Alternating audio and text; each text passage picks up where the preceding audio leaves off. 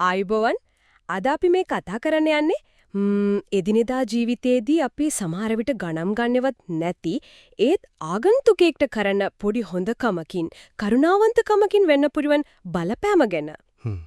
අපි මේකට පදනම් කරගන්නේ පෙළ අලවන ලදී කියන ලේඛනයෙන් ගත්ත කොටස් ටිකක්. ගොඩක් වෙලාවට අපි හිතාගෙන ඉන්නේ ජීවිතේ සාර්ථක වෙන්න නම් අර ලොකු ජයග්‍රහණ ඉහළ තැන්වලට යන එක වගේ දේවල් වෙන්න ඕන කියලා නේද? ඒක තමයි සාමාන්‍ය මතය. ඒත් මේ මූලාශ්‍රය කියන්නේ ඒක නෙවෙයි. ඇත්තටම අර්ථවත් ජීවිතයක් කියන්නේ දවස ගානේ අපි කරන අර පුංචි විනීත කාරුණික දේවල් ටික එකතු වෙලා හැදෙන එකක්. මේක ටිකක් වෙනස් විදියක හිතීමක් නේද? ඇත්තෙන්ම ඒක හරිම වැදගත් කාරණයක්. මොකද මේ ඇල්ඩස් හක්ස්ලි වගේ හිතන්නකෝ ඉච්චර ගැඹුරු චින්තකයෙක්.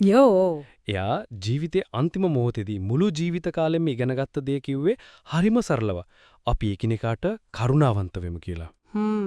ඉතින් මෙතන ගැඹුර තියෙන්නේ මේ පොඩි දේවල් එදිනෙදා කරනකොට නොවැදගත් වගේ පෙනුනට කාලයක් තිස්සේ එකතු වුණාම ඒක ඇත්තටම ලොකු දෙයක් ශ්‍රේෂ්ඨත්වයක් වෙනවා කියන එකයි. ඒ කියන්නේ ඒක ක්‍රියාවක් විතරක් නෙවෙයි ජීවන විදිහක් වගේ.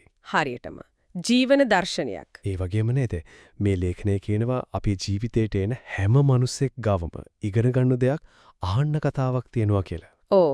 එහෙම බැලුවම මේ පාරේදී මුණ ගැහෙන කෙනෙක් වුණත් ඒ මුණ ගැහිමම අපිට අනුකම්පාව ආචාරශීලී බව පෙන්වන්න ලැබෙන අවස්ථාවක් වගේ. අන්න ඒක තමයි. අන්න ඒ අනුකම්පාව තමයි මනුස්සකම කියන එකේ හරය වෙන්නේ. මේ මූලාශ්‍රයේ තව අපූර්ව දෙයක් කියනවා. දවසකට එකම එක කෙනෙක්ව හිනස්සන්න පුළුවන් නම් එහෙම නැත්නම් එක ආගන්තුකයෙක්ගේ හිත සතුටු කරන්න පුළුවන් නම් එච්චරද? ඕ ඒ දවස වටිනා එකක් වෙලා ඉවරයිලු. හරිම සරලයි වගේ නේද? ඒ වගේම කියනවා කරුණාව කියන්නේ මේ ලෝකේ ජීවත් වෙන එකට අපි ගෙවන්න ඕන කුලිය වගේ කියලා.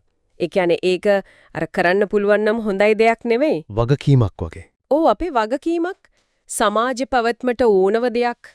ඒකත් මේ කරුණාව පෙන්වන්න ටිකක් නිර්මාණශීලී වෙන්නත් මේකේ යෝජනා කරලා තියෙනවා නේද? සමහර විට අපි නොහිතන විදිහ දේවල්. ඔව් මොනවද ඒ වගේ උදාහරණ? උදාහරණ විදිහට හිතන්නකෝ අපි කාර් එකේ යද්දී අර ටෝල් ගේට් එකේදී අපිට පිටිපස්සෙන් එන වාහනයටත් ගාස්තුව ගෙවන එක. ඒක නම් හරි අපූරුයි. එහෙම නැත්තම් කෝච්චියේදී හරි බස් එකේදී හරි ඉඩ ඕන කෙනෙක්ට සීට් එක දෙන එක.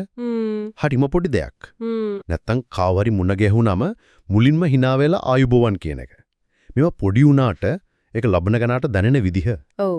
ඒකේ බලපෑම අපි හිතනවට වඩා ගොඩක් ලොකු වෙන්න පුළුවන්. ඒ පොඩි ක්‍රියාව ඒ කෙනාගේ දවසම වෙනස් කරන්න. සමහරවිට මූඩ් එකම වෙනස් කරනවා ඇති නේද? හරියටම ආකල්පයම ටිකකට හරි මාරු කරන්න පුළුවන්. අර දාම ප්‍රතික්‍රියාවක් වගේ. ඒ කරුණාව තව කෙනෙක්ට යන්න පුළුවන්. මේකේ තව අර ලස්සන කතාවක් තියෙනව නේද? අර the monk who sold his Ferrari පොතේ. ඔව්. අර පාඨකයා. ඔව්. පාඨකෙක් තමන්ගේ ආදායමෙන් 10න් පංගුවක් අනුන්ට උදව් කරන්න වෙන් කරන පුරුද්දක් විදිහට පොතේ කතුවරයට ඩොලර් 100ක චෙක් එකක් එවනවා. මේ සිද්ධවීම හරිම විශේෂයි. මොකද ඒකේ තියෙන්නේ අර අවංකකම නේද? කිසිම දෙයක් ආපහු බලාපොරොත්තු වෙන්නේ නැතුව. හදවතින්ම දෙන එක. හදවතින්ම දෙන එකේ වටිනාකම. ඒ වගේම අර කතුවරයා ඒකට ප්‍රතිචාර විදිහට තමන්ගේ ශ්‍රව්‍ය පටියක් තෑගි කරනවනේ. ඔව්. ඒකෙන් පේන්නේ අර කරුණාව ආපහු ගලාගෙන යන විදිය.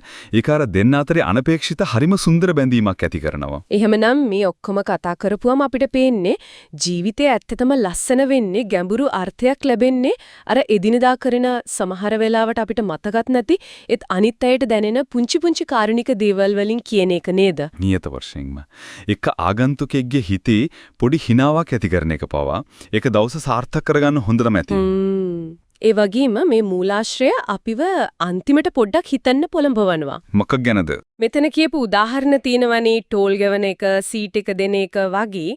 ඒ වයින් එහාට ගිහින් තමන්ගේම ජීවිතයේ ඇතුලේ අනිත් අයට කරුණාව, මනුස්සකම දක්වන්න තව මොන වගේ අලුත් නිර්මාණශීලී අපිටම අවේනික විදි හොයාගන්න පුරුවන් වෙයිද? ඒක හොඳ ප්‍රශ්නයක්. ඔව් ඒක තමයි අපිට හිතන්න ඉතුරු වෙන්නේ.